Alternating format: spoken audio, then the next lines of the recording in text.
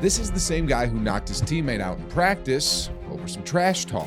The same guy who made a grown man's feelings so hurt, he turned around and retired the next day. And if you tried fighting, let's just say you volunteered to have your deathbed ready, because MJ downright assassinated guys on the court, and some of these moments need a deep rewind. These are the times MJ got mad, then showed why he's the greatest of all time. There's a reason you see so many guys trying this wing jumper in the NBA today, because their idol, Michael Jordan, made it cool to do these things. Michael firing, he got it! Sheesh. MJ left those guys speechless on the court, and they probably were thinking to themselves, man, this dude really did it to us again. Talk about demoralizing an entire NBA team. But again, we saw MJ do the very same thing to the Utah Jazz in back-to-back NBA Finals in the 90s. And when it came to the very first game in the 1997 NBA Finals, the Jazz had a real shot of stealing Game 1 on the road against MJ's Bulls, and could have sent the entire world a message if they hung on and pulled out a victory. Well, if MJ didn't happen, of course. Against Russell, Michael hangs, fires, score! Trust me, that's not going to be the only time we'll see MJ kill Utah's hopes in a title in this video. But before the 6 championships and all the celebrating, MJ was trying to get over the hump. MJ in 1989 was trying to fight his way through a tough Eastern Conference and make his first trip to the NBA Finals. I mean, hey, when you pull off plays like this in just your 5th season in the NBA, there's no doubt in anyone's mind that you're already one of the greatest athletes of all time. The entire team knew that was coming and still had no shot at stopping MJ from hitting the game winner. And I gotta ask, who needs championships when you got one of the greatest players of all time called to give you the highest praise as a 23-year-old kid? That's exactly the kind of performance MJ put up in the middle of the 1980s when he scored a whopping 63 points against the dynastic Boston Celtics with more Hall of Famers than chairs on their bench. If there were ever such a thing as 1-on-5 in the NBA, we witnessed it nearly 40 years ago. Jordan, open, Chicago with the lead! If even that MJ performance is just easing us into this video, just know that we got plenty of razzle-dazzle to come. MJ must have felt great pressure that game trying to will his team to victory as the only superstar on his team.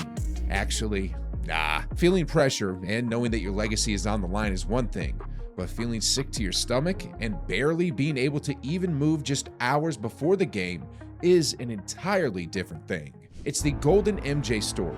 MJ was sick with a high temperature just hours before the start of an NBA Finals game. Got there in the morning to shoot around and Michael wasn't there. I mean, come on, where's Michael? Michael Jordan never misses a shoot around in the finals.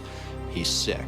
So now everybody's thinking this could be the end of the Bulls. Most guys would have thrown in the towel and would have lived to see another day and another game, but not MJ. Man, Mike doesn't look good. He goes, great.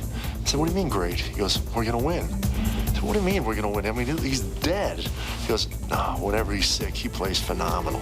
Greatness and legendary status. That's the title we gave a guy after somehow coming back to the NBA even better than he was when he left 2 years earlier. The 1992-93 season ended in a 3rd straight championship for Michael Jordan, and the world was ready to see more from his airness come the next year. But in 1993, it's time for me to move away from the game of basketball. It's not because I don't love the game, but I just feel that I don't have anything else for myself to prove. Michael Jordan shocked the world and he retired from the NBA in the middle of his prime. But when he returned in 1995, even though he was not as athletic as he used to be, he was smarter, sharper, and became an even greater team player. Michael Jordan dominated all aspects of the game.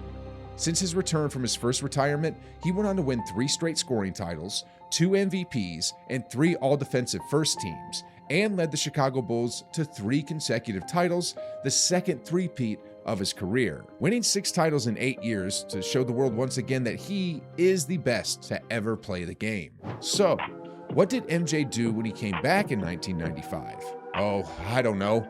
We only call it the double nickel game today. That's all. 16-footer. Jordan pull up. Jordan pull-up jumper. That's a tough shot. In case you forgot who the man is and what he represents, you were just reminded of him in the utmost way. That was an angry MJ performance for those guys in the back that were doubting the greatness of MJ. 55 points? My goodness, that was special. But then again, might as well give MJ Special as his middle name, because Special is exactly what MJ was back in the 1997 NBA Finals. You see, it had been widely reported that MJ ate some bad pizza the night before the game and got badly ill just a couple of hours later. He didn't sleep a bit and was by no means ready to go out and perform in a high-stakes finals game. Oh, but he did. Jordan to the crossover. Jordan fires for yes. Those were 38 of the most legendary points you'll ever witness. And in pure MJ fashion, not even himself could stop Mike from dominating the NBA Finals. Will we ever watch such an iconic performance ever again? Well, actually, in his age 35 season in 1997-98, MJ not only played in all 82 games, but he also won a 10th scoring title, a 5th MVP award, and led the Bulls to an incredible 62 wins. This is all in spite of MJ revealing in the 10-part Last Dance docuseries that he stopped working out for over 3 weeks at one point in the season.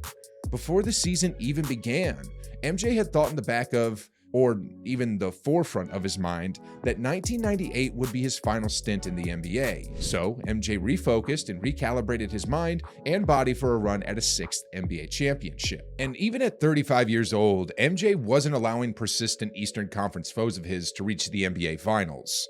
Karl Malone's 39 points helped force a Game 6 in Utah after the Jazz went down 3-1 following a Game 4 loss. And then came to the date Bulls fans and NBA fans all over the world would always remember, June 14th, 1998, aka MJ's last ever game as a Chicago Bull. So what did he do in his last ever game? He, of course, added yet another iconic moment to the 14-year-long MJ highlight reel in Chicago. MJ scored over half the team's points, 45 of Chicago's 87 points. And those last 2 points came after stripping Karl Malone on one end and then bringing the ball back the other way for a chance at a game-winning championship-clinching final shot.